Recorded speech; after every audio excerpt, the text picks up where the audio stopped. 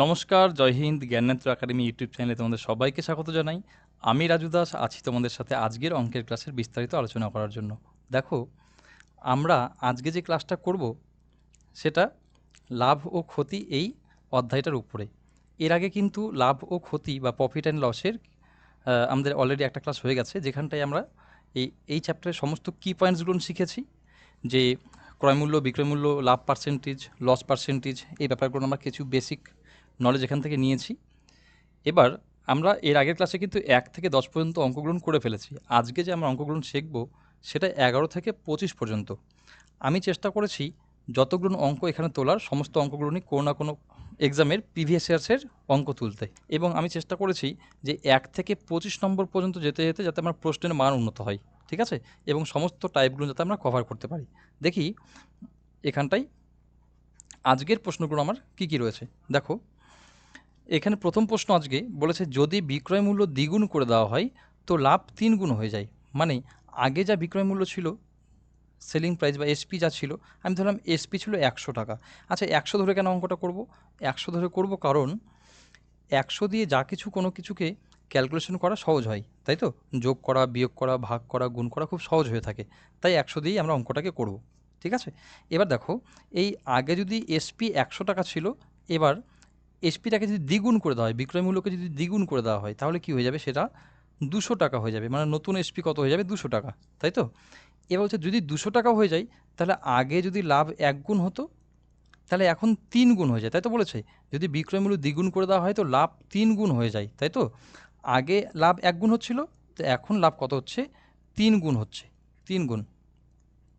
এবার দেখো, এখানে টাকায় কত টাকা বেড়েছে? টাকায় বেড়েছে কিন্তু 100 টাকা, তাই না? আগে ছিল 100 টাকা, এখন 200 টাকা হয়েছে, মানে 100 টাকায় বেড়েছে। 100 টাকা বাড়ার ফলে লাভ কত গুণ বেড়েছে? আগে ছিল 1 গুণ, এখন হয়ে গেছে 3 গুণ, মানে দ্বিগুণ লাভ বেড়েছে। তাহলে 100 টাকা সমান সমান 2 গুণ লাভ, তাই তো? 2 গুণ। তাহলে 2 দিয়ে আমি যদি 100কে কেটে দিই, তাহলে কত হচ্ছে?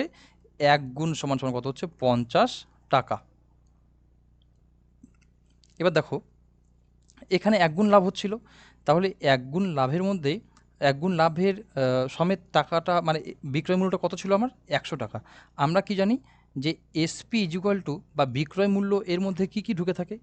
আমি যখন একটা জিনিসকে বিক্রি করি তখন তার মধ্যে আমার কেনা দামটাও ঢুকে থাকে, মানে সিপিটাও ঢুকে থাকে, প্লাস এই দামটা বিক্রি করতে গিয়ে আমার লাভও হতে পারে, লসও হতে পারে, সেই অ্যামাউন্টটাও এর মধ্যেই ঢুকে থাকে, তাই তো?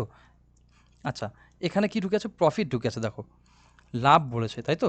তার মানে এই আগে যে 100 টাকা বিক্রি করছিলাম, সেই 100 টাকার মধ্যে 50 টাকা আমার প্রফিট ঢুকেছিল। তাহলে পরে 50 টাকা আমার সিপি ঢুকেছিল, তাই তো? তাহলে আমার এখান থেকে আমি সিপিটা পেয়ে গেলাম 50 টাকা। এবার দেখো, নতুন লাভ পার্সেন্টেজ চেয়েছে। আচ্ছা, নতুন লাভ টাকায় কত হচ্ছে আমার? আগে এই জিনিসটা আমি 50 টাকায় কিনেছিলাম, এই জিনিসটাকে আমি 50 টাকায় কিনেছি, এবং 50 টাকায় কেনার পরে আমি সেটাকে বিক্রি করছি এখন 200 টাকায়, তাই তো? এখানে কিনেছিলাম আমি 50 টাকায়, আর 50 টাকা লাভ হচ্ছিল। এখন সেই জিনিসটা আমি কিনছি 200 টাকায়, বিক্রি করছি 200 টাকায়। তাহলে 50 টাকায় কিনে 200 টাকায় বিক্রি করলে পরে 200 থেকে যদি আমি 50 টাকা বাদ দিয়ে দিই, তাহলে পরে সিপিটা যদি বাদ দিই, তাহলে কত পড়ে থাকবে? 150 টাকা পড়ে থাকবে। এই 150 টাকা লাভ হচ্ছে এবার। আচ্ছা, লাভ পার্সেন্টেজ সবসময় কার উপরে হয়? সিপির উপরে হয়, তাই তো? তাহলে পরে এখানে সিপি কত? 50 টাকা। লাভ পার্সেন্টেজ বের করার জন্য আমরা কী করবো? এর আগের ক্লাসেও আমরা করেছি যে প্রফিটটাকে উপরে লিখবো, সিপিটাকে নিচে লিখবো, আর লিখে 100 দিয়ে গুণ করব। তাহলে একটা কাজ করি, 50 দুগুণ 100, আর দু 150তে হয় 300। তাহলে নতুন লাভ পার্সেন্টেজ কত হয়ে যাচ্ছে? আমাদের 300%। দেখো, নেক্সট অঙ্কটা দেখা যাক কী আছে। সুরেশ 1250 টাকা লাভ করে যদি সে নির্দিষ্ট সংখ্যক কিছু পেন্সিল প্রতিটিকে প্রতিটিকে কী করে? 2 টাকা 50 পয়সা দরে বিক্রি করে। সুরেশ 1250 টাকা লাভ করে যদি সে নির্দিষ্ট কিছু সংখ্যক পেন্সিল প্রতিটিকে, সেই সেই সংখ্যাটা কত সেটা আমরা জানি না। আমি ধরে নিচ্ছি সে এক্সটি পেন্সিলকে বিক্রি করে। কত টাকা করে? 2 টাকা 50 পয়সা করে। তাহলে পরে আমি যদি 10টি পেন্সিলকে 2 টাকা 50 পয়সা করে বিক্রি করতাম, তাহলে পরে এবার যে মূল্যটা আসতো, এই দুটো গুণ করলে আমি কী পেয়ে যেতাম? বিক্রয় মূল্যটা পেতাম কি না বলো? বিক্রয় মূল্য বা এসপিটাকে পেয়ে যেতাম, তাই তো? তাহলে আমি এখানটায় যেহেতু এই সংখ্যাটাই জানি না, যে কতগুলো পেন্সিলও বিক্রি করেছিল, আর সেটাই চেয়েছে যে কতগুলি পেন্সিল ছিল। দেখো 2 টাকা 50 পয়সা দরে বিক্রি করে, কিন্তু সে যদি পেন্সিল 2 টাকা 25 পয়সা দরে বিক্রি করে তবে 150 টাকা লস হয়। মানে 2 টাকা 50 পয়সা দরে বিক্রি করলে পরে 1250 টাকা তার কী হয়, লাভ হয়। আর এই এক্সটি পেন্সিলকে যদি সে 2 টাকা 25 পয়সা দরে বিক্রি করে তখন তার 150 টাকা লস হয়, মাইনাস হয়, তাই তো? তাহলে এখানে এক্সের পার্সেন্টেজ কত, 2.250 থেকে 2.25 বাদ দিলে পরে পড়ে থাকে 0.25, তাই তো? তাহলে 0.25 পার্থক্যের জন্য টাকায় পার্থক্য কত, টাকায় পার্থক্য আমার এই 1250 আর 150কে যোগ করলে পরে কত হয়, মানে এখান থেকে ডিফারেন্স কত, কত 1400 টাকা, তাই তো? তাহলে পরে 0.25x ইজুকাল টু 1400 হলে পরে এক্স ইজুকাল কত হচ্ছে, মানে এক্স আমি কী ধরেছিলাম, এক্স ধরেছিলাম কতগুলো পেন্সিল ছিল, তাহলে এক্স ইজুকাল কত 1400/0.25। এই দশমিক তোর জন্য আমি এখানে 100 দিয়ে গুণ করব, এটাকে আমি প্রথমেই 4 দিয়ে গুণ করে দিয়ে 1 করে নিতে পারতাম, ঠিক আছে? 25 4 100, আচ্ছা 4 14তে কত হচ্ছে 5600, তাই তো? তাহলে পরে আমার কতগুলি পেন্সিল ছিল, সুরেশের কাছে কতগুলো পেন্সিল ছিল, এই 56টি, মানে 56টি পেন্সিলকেই যদি আমি 2 টাকা 50 পয়সা দরে বিক্রি করতাম তাহলে 1250 টাকা লাভ হতো। আর এই 56টি পেন্সিলকে যদি 2 টাকা 25 পয়সা দরে বিক্রি করতাম তাহলে পরে আমার 150 টাকা লস হতো, ঠিক আছে? নেক্সট প্রশ্নে যাওয়া যাক। দেখো এই প্রশ্নগুলো কিন্তু তোমাদের পরীক্ষার খাতায় একদম সেম টাইপ কমন পেয়ে যাবে। দেখো 13 নম্বর অঙ্কটায় কী বলেছে, একজন দোকানদার 1 টাকায় 16টি ক্লিপ বিক্রি করে 25% লাভ করে। এই সমস্ত অঙ্কগুলোর জন্য আমরা একটা ট্রিক্স অ্যাপ্লাই করব। সেটা কি, সেটা হলো 16টি ক্লিপ বিক্রি করেছে, আচ্ছা 1 টাকাতেই কিনেছে এবং 1 টাকাতেই বিক্রি করেছে, তার মানে লাভ হয়েছে কিসে, লাভ হয়েছে সে 16টি ক্লিপ বিক্রি করে কিছুটি ক্লিপ তার নিজের কাছে বাঁচিয়ে রেখেছে, মানে সে 1 টাকায় বেশি ক্লিপ কিনেছিল এবং কম ক্লিপ বিক্রি করেছে, তাই তো? তবে গিয়ে তার 25% লাভ হবে। আচ্ছা তার মানে 25%-এর ফ্র্যাকশন ভ্যালু কত, 1/4। তাহলে পরেই এবার 4 টাকায় কিনে 1 টাকা লাভ মানে 5 টাকায় বিক্রি, বা 5টা কিনে 4টা বিক্রি আর 1টা লাভ, ঠিক আছে? জিনিসটা বুঝতে পারলাম, আমি 5টা জিনিস কিনেছি আর 4টা জিনিস বিক্রি করব, তাহলে পরে একটা জিনিস আমার বেঁচে যাবে, সেটাই হবে আমার এর উপরে লাভ, ব্যাস। তাহলে পরে দেখো আমি বিক্রি করেছি কোনটা, এটা কম বিক্রি করেছি, আর কিনেছি কোনটা আমি, এইটা, তাই তো? তাহলে পরে এখানে কটা বিক্রি করেছি, 16টা বিক্রি করেছি, তাহলে পরে এর মানটা আমরা বের করব। তাহলে 16 সমান সমান কত, 4 সমান সমান কত দেওয়া আছে, 16 দেওয়া আছে। তাহলে পরে 5-এর মানটা বের করতে হলে পরে কী করব, এর সাথে কত গুণ করা আছে, 4 গুণ করা আছে। তাহলে আমরা 5-এর সাথেও 4 গুণ করবো, 5 কত হয়ে যাবে 20। তার মানে সে 20টি ক্লিপ কিনেছিল, 20টি ক্লিপ কিনে নিয়ে 16টি ক্লিপ বিক্রি করছিল, 16টি ক্লিপ বিক্রি করছিল, কটা ক্লিপ লাভ করছিল, 4টা ক্লিপ। 100 দিয়ে গুণ করলে কত হচ্ছে, 4 4 16, 4 25-এ 125%, যেটাই আমাদেরকে এখানে বলেছিল, ঠিক আছে? এই ট্রিকের মাধ্যমে করলে পরে অঙ্কগুলো তাড়াতাড়ি হবে। দেখো নেক্সট, 1 কিলোগ্রাম সবজির 3/4 মূল্য কী হবে যদি 2.5 কিলোগ্রাম সবজির দাম কত হয়, 120 টাকা, ঠিক আছে? তাহলে একটা কাজ করবো, দেখো 2.5 কিলো সবজির দাম কত, 120 টাকা, তাই তো? আমি কি করবো, এই দশমিক আছে তো এখানে, সবসময় চেষ্টা করবো এগুলো রাউন্ড ফিগারে রাখার, ঠিক আছে? দশমিকে রাখবো না। তাহলে এর সাথে আমি এক কাজ করি, 2 গুণ করে দিই। 2 গুণ করলে পরে কত হয়ে যাবে, এটা হয়ে যাবে 5, আর 2 গুণ 5 হয়, আর এটাকে 2 গুণ করলে কত হয়ে যাবে, এটা হয়ে যাবে 240। তাহলে 5 কিলো সবজির দাম কত, 240 টাকা। তাহলে 1 কিলোর দাম কত, 1 কিলোর দাম 5 4 20, 5 8 40, 48 টাকা। এবার কি বলেছে, 1 কিলোগ্রাম সবজি এর 3/4, মানে 1 কিলো সবজির দাম কত, 48 টাকা, এর 3/4 মূল্য কত হবে, তাহলে 4 12-তে 48 আর 12 3-এ 36 টাকা, তাই তো? তাহলে উত্তর কত হয়ে যাচ্ছে আমাদের, অপশন সি।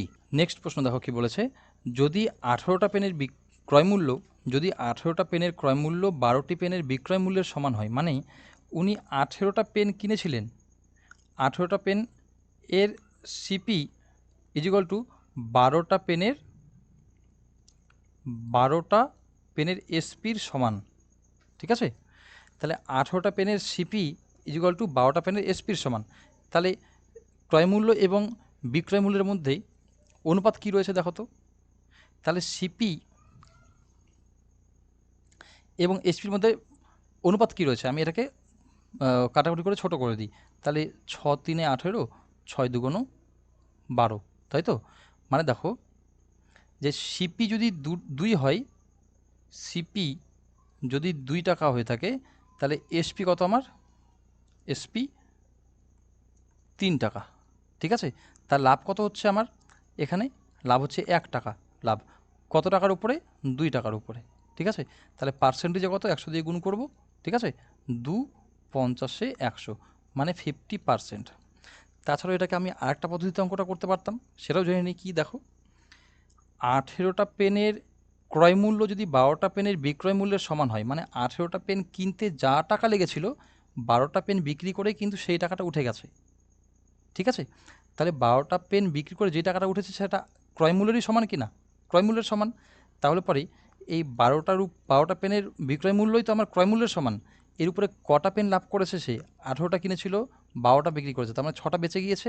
6টা পেনই তার লাভ হয়েছে, 12টা বিক্রি করে 6টা তার লাভ থেকে গেছে, তাই তো। তাহলে পার্সেন্টেজ বের করার জন্য 100 দিয়ে গুণ করব, 6 × 2 = 12, 2 50 100, আমরা এইভাবেও অঙ্কটা করতে পারতাম, ঠিক আছে। দেখো তাহলে উত্তর কত হচ্ছে, অপশন নাম্বার সি।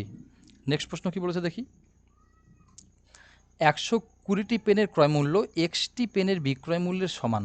এর আগের অঙ্কটাতে বলে দিয়েছিল যে 18টা পেনের ক্রয় মূল্য 12টি পেনের বিক্রয় মূল্যের সমান, ঠিক আছে। লাভ এখানটায় বলেনি, এখানে লাভটা বের করতে হয়েছে। কিন্তু এখানে কি বলেছে যে 120টি পেনের ক্রয় মূল্য এক্সটি পেনের বিক্রয় মূল্যের সমান, এবং লাভ পার্সেন্টেজটা এখানে আমাকে বলে দিয়েছে। দেখো এর আগের অঙ্কটা যে আমরা করলাম সেটা কি করে করেছি বলো তো। দেখো 18টা পেন কিনেছিলাম আর 12টা আমি বিক্রি করেছি, তাতে যে 6টা পেন আমার বেঁচে ছিল সেই বেঁচে যাওয়া পেনগুলো নিয়ে তো আমার লাভের পরিমাণ, তাই তো। তাহলে 12টা বিক্রি করেছি দেখো, আর 6টা লাভ রেখে দিয়েছি, মানে অর্ধেক রেখে দিয়েছি, মানে 50% লাভ হয়েছে, তাই তো। নেক্সট অঙ্কে কি বলেছে, 120টা পেন আমি কিনেছি, তাহলে পরে এই যে আমি লাভটা করলাম, যে 12টা বিক্রি করলাম এবং 6টাকে রেখে দিলাম, এই 12 আর 6 18, সেটা তো এই সমস্ত লাভগুলো কি 18টা পেন ক্রয় বিক্রয় করেই তো লাভ হলো, তাই তো। তার মানে এই পরের প্রশ্নেও এই 120টা পেন বিক্রি করে ক্রয় করেই তো আমার ক্রয় বিক্রি করেই তো লাভ এবং ক্ষতিটা হবে।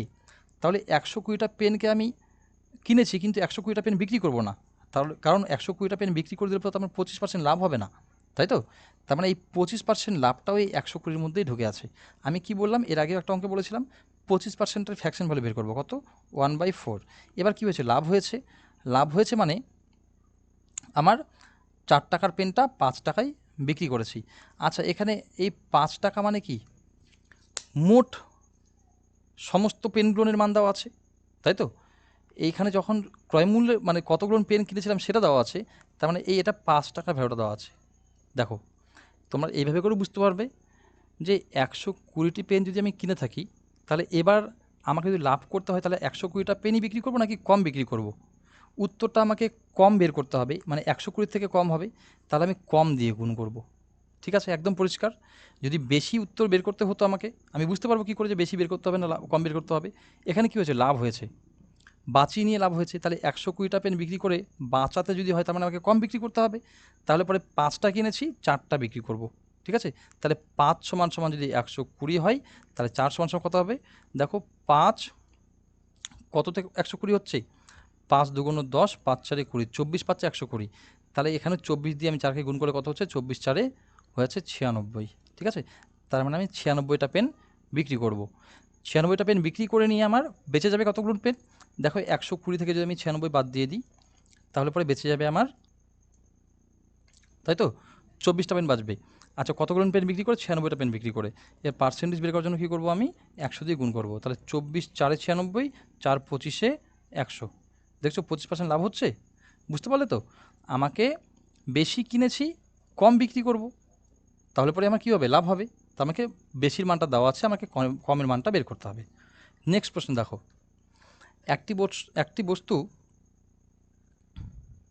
832 টাকায় বিক্রি করে যত টাকা লাভ হয় 448 টাকায় বিক্রি করলে ঠিক তত টাকায় কী হয়, ক্ষতি হয়। দেখো তার মানে আমি যদি এই এত বড় ইউনিটগুলো বাদ দিয়ে আমি ছোট্ট একটা ইউনিট নিই, যদি 5 টাকায় বিক্রি করে যত টাকায় লাভ হয় 3 টাকায় বিক্রি করে ঠিক তত টাকায় ক্ষতি হয়। তাহলে জিনিসটার দাম কত বলো তো? যদি এই প্রশ্নটা আমি করতাম যে একটা জিনিসকে বিক্রি করে যদি 5 টাকায় বিক্রি করা হয়, তাহলে যা টাকা লাভ হতো 3 টাকায় বিক্রি করলে ঠিক তত টাকাই ক্ষতি হতো। তাহলে আমরা একটা অনুমান করতে পারবো যে নিশ্চয়ই জিনিসটা 4 টাকায় কী হয়েছিল, কেনা হয়েছিল। তাহলে 5 টাকায় বিক্রি করলে আমার কী হতো, 1 টাকা প্রফিট হতো, আর 3 টাকায় বিক্রি করলে পরে আমার 1 টাকা লস হতো, তাই তো? তাহলে এই 4 টাকাটা আমরা বের করলাম কীভাবে, এটা কিন্তু আমরা ভেবে পাবো না। কি করব, এর পিছনে একটা পদ্ধতি রয়েছে, রুলস রয়েছে। সেটা কি, এই 5 এবং 3টাকে যোগ করব। তাহলে 5 যোগ 3 কত, আমার 8, আর এটাকে 2 দিয়ে ভাগ করব, তাহলে আমাদের বেরিয়ে যাবে সিপিটা। ঠিক আছে? ঠিক একইভাবে এই অঙ্কটাও করব আমরা। এটাকে কি করব, 832 আর কাকে যোগ করব, 448কে যোগ করব। তাহলে 8 2 10 0 হয়, থাকলো 1, 4 4 16, 4 4 8, আর 4 8 12, তার মানে 1280 টাকা। এটাকে কী করব, 2 দিয়ে ভাগ করব। ভাগ করে কত, 2 6 12, 2 4 8 0, তাই তো 640 টাকা। তার মানে নিশ্চয়ই আমি 640 টাকায় এই বস্তুগুলো আমি কিনেছিলাম। এই বস্তুটা, যে বস্তুটা 832 টাকা বিক্রি করলে কী হচ্ছে, আমার লাভ হচ্ছে, এবং 448 টাকা বিক্রি করলে আমার লস হচ্ছে, তাই তো? কারণ 640 টাকায় কিনেছি। এবার 50% লাভ করতে বলেছে, তার মানে কী করবো, 50%-এর ফ্র্যাকশন ভ্যালু হাফও গুণ করতে পারি, বা 50%ও আমি গুণ করতে পারি। তারপরে এই শূন্য এই শূন্য এই শূন্য এই শূন্য করে দিই। 5 দিয়ে 64কে গুণ করার নিয়ম আমরা পড়েছি। 5 দিয়ে যে কোনো সংখ্যাকে গুণ করতে হলে কী করবো, একে 2 দিয়ে ভাগ করে দেবো, তাহলে হয়ে যাবে 32, আর পেছনে একটা শূন্য বসিয়ে দেবো। ঠিক আছে? তার মানে আমাকে 320 টাকা লাভ করতে হবে, তাই তো? আর তাহলে বিক্রয় মূল্য কত হবে, 640 টাকা আমি কিনেছিলাম, তাই তো? তারপরে 6 6 3 9, 960 টাকা আমাকে কী করতে হবে, বিক্রি করতে হবে। নেক্সট অঙ্ক দেখো, একজন ব্যবসায়ী 3000 টাকা প্রতি দরে 2টি বস্তু কিনেছেন। বিক্রি করার সময় একটি বস্তুর উপরে তার 10% লাভ হয়েছে এবং আরেকটি বস্তুর উপরে তার 20% ক্ষতি হয়েছে। ব্যবসায়ীর মোট ক্ষতির পার্সেন্টেজ কত? দেখো, দুটি বস্তুকে কিন্তু 3000 টাকা দরে কেনা হয়েছিল। তাহলে 3000 টাকার 10%-এর ভ্যালু এখানে যা হবে, 3000 টাকার এটাকে আমি 2 ভাগে ভাগ করি, একটা 10% 10% করে, ঠিক আছে? তাহলে এখানকার 10%-এর ভ্যালু তাই হবে, তাই তো? তাহলে পরে শুধু বাকি বাকি বেশি লস হচ্ছে কত, 10% আমাকে লস হচ্ছে। এটাই সামগ্রিক লস হচ্ছে আমার, কারণ এখানে 10% লাভ হতো, এখানে 10% ক্ষতি হয়েছে। তাহলে এই 10% লাভ 10% ক্ষতি মিলে আমার, ধরুন একটা 3000 টাকার জিনিস আমি 10% লাভ হয়েছে, তাহলে কত টাকা, 3000 টাকা 10% কত হয়, 300 টাকা। 300 টাকা প্রফিট। আবার এই 3000 টাকার জিনিসটাতেই আমার 10% ক্ষতি হয়েছে, মানে 300 টাকায় কি আমার লস। তাহলে কী হতো, দুটো জিনিস বিক্রি করে কী হতো, আমার না লাভ হতো না লস হতো। কারণ এখানে 300 টাকা লাভ হতো, এখানে 300 টাকা লস হতো, গিয়ে আমার জিনিসটা 6000 টাকাতেই কী হয়ে যেত, বিক্রি হয়ে যেত। কিন্তু এখানে কি বলেছে, 20% কী হয়, ক্ষতি হয়।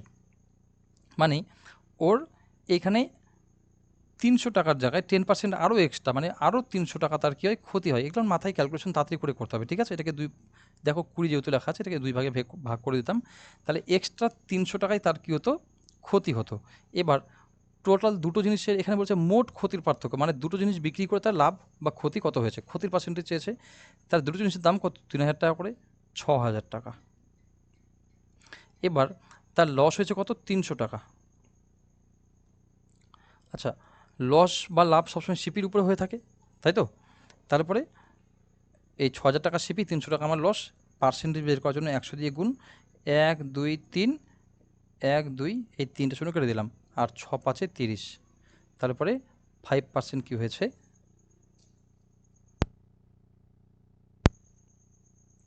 5% লস হয়েছে, ঠিক আছে?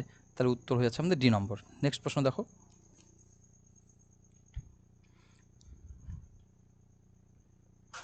নেক্সট প্রশ্ন কি রয়েছে, লতা 2160 টাকায় দুটো পাখা কিনে একটিকে 15% লাভে এবং অপরটিকে 9% ক্ষতিতে বিক্রি করে সম্পূর্ণ ক্রয় বিক্রয়ের তার না লাভ হয়েছে না ক্ষতি হয়েছে। মানে 2160 টাকায় দুটো পাখা কিনেছে, একটা পাখা এ, একটা পাখা বি। দুটো পাখা কিনতে তার 2160 টাকা খরচ হয়েছে, ঠিক আছে?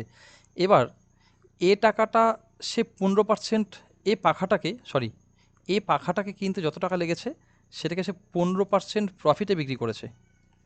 এবং বি পাখাটাকে কিনতে যা টাকা লেগেছে সেটাকে 9% ক্ষতিতে বিক্রি করতে হয়েছে। তাহলে পরে তার লাভও হয়নি, ক্ষতি হয়নি। তার মানে এ টাকার 15% যত টাকা লাভ হচ্ছিল, বি টাকার 9% যত টাকা ক্ষতি হচ্ছিল, সেটা সমান সমান, তাই তো? তবে তো গিয়ে তার কোনো লসও হবে না, লাভও হবে না। মানে এ টাকার 15%-এর দাম যত টাকা হচ্ছে, মানে এ টাকাটা, এ পাখাটাকে বিক্রি করে যত টাকা লাভ হচ্ছিল, বি পাখাটাকে বিক্রি করে ঠিক তত টাকাই লস হচ্ছিল। জন্য তার কী হচ্ছিল না, লাভও হচ্ছিল না, তো লসও হচ্ছিল না। মানে 2160 টাকার ফ্যান বা পাখা তিনি 2160 টাকাতেই বিক্রি করতে পারছিলেন। তাহলে আমি বলতে পারি এ এর 15% ইজুকাল টু, আচ্ছা পার্সেন্টেজগুলো তো কেটে যাবে, বি এর 9%-এর সমান, ঠিক আছে? পার্সেন্টেজগুলো তো কেটে যেত, তাই আমি লিখলাম না এগুলো। এবার দেখো এটাকে আরও ছোটো করে নিই, 3 5-এ 15 আর 3 3-এ 9। তার মানে এর মানটা এদিকে থাকে, আমরা এটা সবসময় বের করি, এবং বি এর মানটা এদিকে থাকে, এটা ক্যালকুলেশন করে বের করি আমরা, তাই তো? তাহলে এ ইজুকাল টু 3 হলে পরে বি এর মান কত আমার 5, মানে এর দাম 3 টাকা হলে পরে বি এর দাম কত 5 টাকা। এবার এ এবং বি দুটো পাখার দাম কত আমার 3 যোগ 5 সমান সমান 8 টাকা। এই 8 টাকারই ভ্যালু কত দেওয়া আছে এখানে, 2160 টাকায় দুটো পাখা। তাহলে আমার 8 টাকা সমান সমান এই অঙ্কের 2160 টাকার সমান, তাই তো? তাহলে কত গুণ করা আছে দেখো তো, এটাকে ভাগ করা যাক, তাই তো? ভাগ করা যাক। তাহলে পরে 8 2 16, তাই তো? হাতে কত থাকলো, হাতে থাকলো আমাদের 5, আর 8 সাথে 56, শেষ একটা শূন্য। তাহলে পরে 1 সমান সমান কত বেরিয়ে গেল আমাদের, 1 সমান সমান 270 টাকা। তাহলে 3 সমান সমান কত হতো, 3 সমান সমান 27 দিনে কত হয়, 3 সাথে 21-এর 1, আর 3 2 6 7 8, 810 টাকা। এই দেখো এই নম্বরে রয়েছে, তাহলে বি নম্বরের পাখাটার দাম কত, 1350 টাকা নিশ্চয়ই, ঠিক আছে? এইভাবে এই অঙ্কটা করতে পারতাম, কিংবা আমি সরাসরি এখানে এটাও করতে পারতাম যে 3/8 গুণিত 2160, একই হতো, কোনো অসুবিধা নেই, ঠিক আছে? দেখো পরের অঙ্কে যাওয়া যাক। হ্যাঁ, তাহলে এটা উত্তর কত হলো, এ নম্বরটা। একজন দোকানদার 37,500 টাকায় 25টি চেয়ার কেনেন এবং সেগুলিকে 5টা চেয়ারের বিক্রয় মূল্যের সমান লাভে বিক্রি করে দেন। প্রতিটি চেয়ার তিনি কত টাকা করে বিক্রি করেন? তার মানে 37,500 টাকায় তিনি কি করেন, 25টা চেয়ার কেনেন, তাই তো? 25টা চেয়ার তিনি কিনেছিলেন। এবার কি বলছে, সেগুলিকে 5টি চেয়ারের বিক্রয় মূল্যের সমান লাভে তিনি বিক্রি করে দেন। মানে এই তিনি তো 25টা চেয়ারকেই বিক্রি করেছেন নাকি, 37,500 টাকায় তিনি 25টা চেয়ার কিনেছিলেন এবং সেইগুলোকেই বিক্রি করেছেন। তার থেকে বেশি পাখা তো তিনি বিক্রি করতে, বেশি চেয়ার তো তিনি বিক্রি করতে পারবেন না, কারণ তার কাছে চেয়ার 25টাই রয়েছে। তার মানে 25টা চেয়ারের এসপি, 25টা চেয়ারের এসপি সেটা কতগুলো চেয়ারের সমান, 25টা চেয়ারের সিপি প্লাস 5টা চেয়ারের এসপি এর সমান, তাই তো?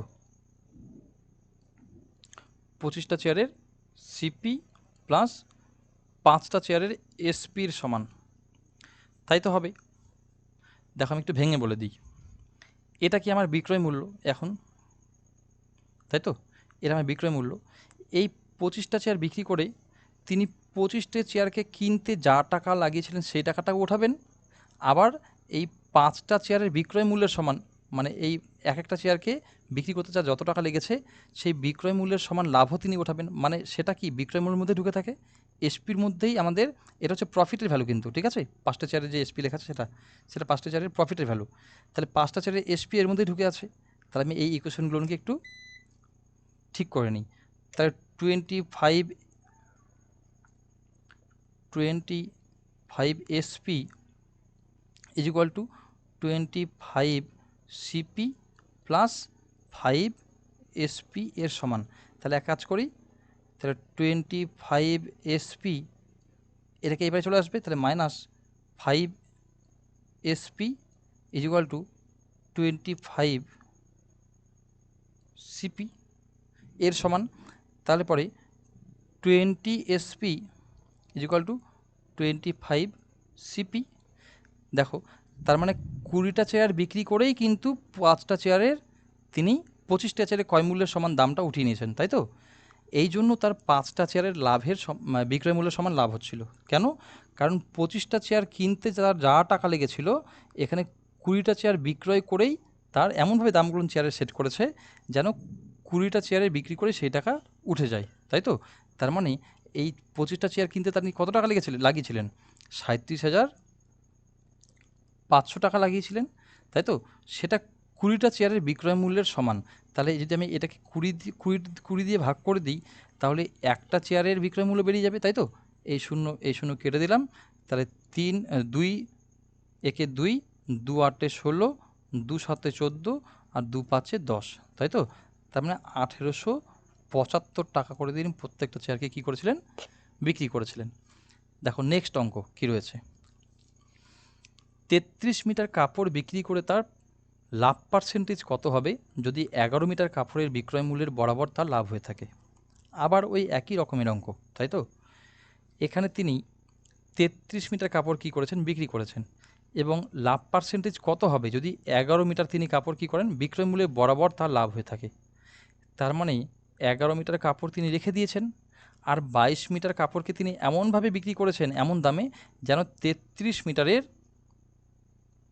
কাপড়ের দামের সমান, মানে এই 33 মিটার কাপড় কিনতে তার যা টাকা লেগেছে 22 মিটার কাপড় বিক্রি করেই তার সেই টাকা উঠে গেছে, তবেই তো গিয়ে তার 11 মিটার কাপড়ের বিক্রয় মূল্যের সমান বরাবর লাভ থেকে যাবে, তাই তো? আমি 33টা কাপড় কিনবো যা দামে, সেটা 22টা কাপড়কেই আমি সেই দামটাতে ফিক্সড করে দেবো। তাহলে 22টা কাপড় বিক্রি করলে পরে সেই টাকাটা উঠে গেল, বাকি 11টা কাপড় আমার পড়ে থাকলো, সেগুলো তো আমার লাভ, তাই তো? তাহলে আমি বিক্রি করছি কত? 22টা কাপড়, আর লাভ হয়েছে কত? 11টা কাপড়। পার্সেন্টেজ বের করার জন্য কী করবো? আমি 100 দিয়ে গুণ করব। 11 দুগুণ 22, 2 50-এ 100, 50%, ঠিক আছে? অ্যাপ্রোচগুলো যদি আমরা এরকমভাবে রাখতে পারি তাহলে পরে কিন্তু খুব ইজিলি আমাদের উত্তরগুলো চলে আসবে, ঠিক আছে? বাকি অঙ্কগুলো একটু স্ট্যান্ডার্ড লেভেলের অঙ্ক রয়েছে, বুঝতে না পারলে পরে এই ভিডিওটাকে একটু বারবার করে রিভিশন করে দেখব। তাতেও যদি বুঝতে না পারি, তোমরা অবশ্যই আমাকে হোয়াটসঅ্যাপে মেসেজ করবে, আমি নিশ্চয়ই তোমাদেরকে অঙ্কটা ক্লিয়ার করে দেবো, ঠিক আছে? দেখো নেক্সট প্রশ্ন। একজন বিক্রেতা 1 ডজন পেন্সিল 25 টাকায় কেনে এবং প্রতি 5টা পেন্সিলের জন্য 12 টাকা দাম লিখে রাখে। একজন বিক্রেতা কী করেছে?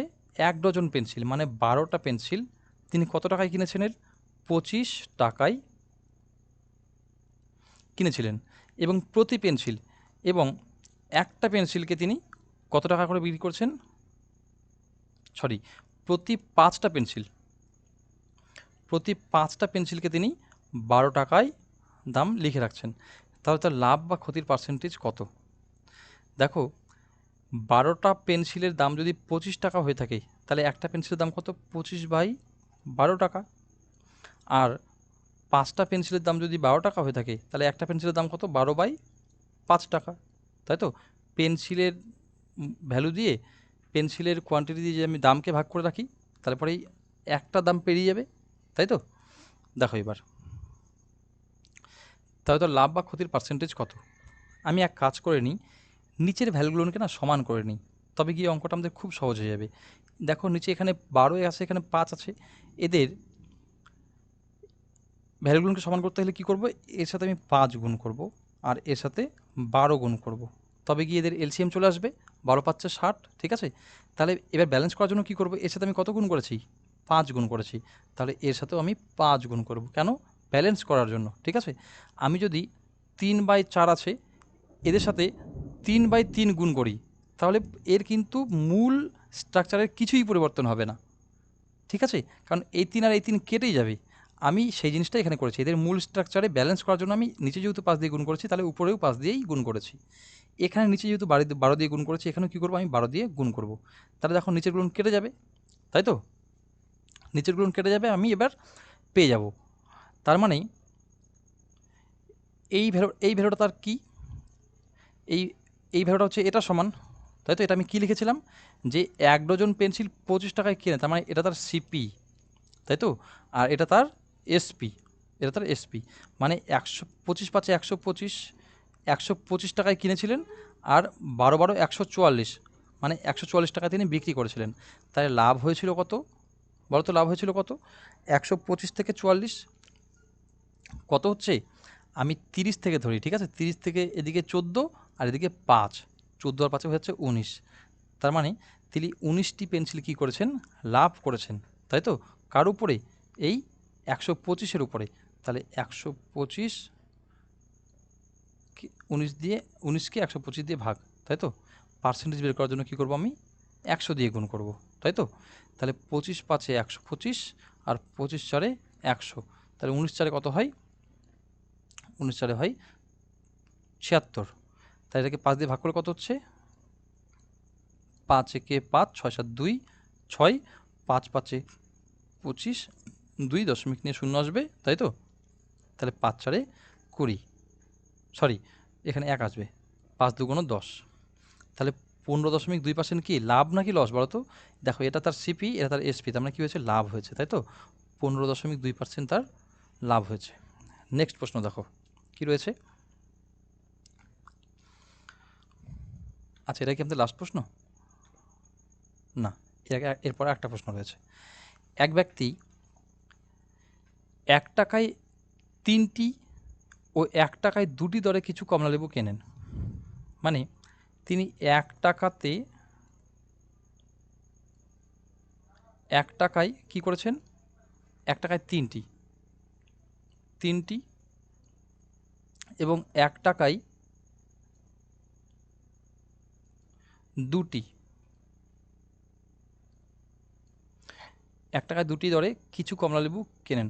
আচ্ছা, এখানে একটা কথা মনে রাখবে, এই কিছু জায়গায় না সমসংখ্যক হবে, হ্যাঁ, এটা বলা নেই, উল্লেখ করা নেই কোশ্চেনে, কিন্তু এটা তোমাদেরকে ধরে নিতে হবে এটা সমসংখ্যক। মানে 1 টাকায় 3টি দরে যতগুলোই কমলালেবু কিনেছিলেন না, 1 টাকায় 2টি দরে ঠিক ততগুলোই কমলালেবু কিনেছিলেন, ঠিক আছে।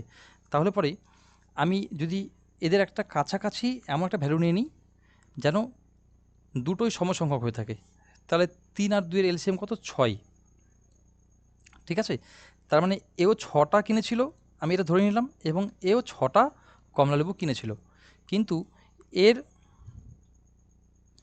এই 6টা পেন্সিল 6টা কমলালেবু কিনতে কত টাকা লেগেছে, দেখো 1 টাকায় 3টি হলে পরে 2 টাকায় 6টি, তাহলে এর লেগেছে 2 টাকা, তাই তো।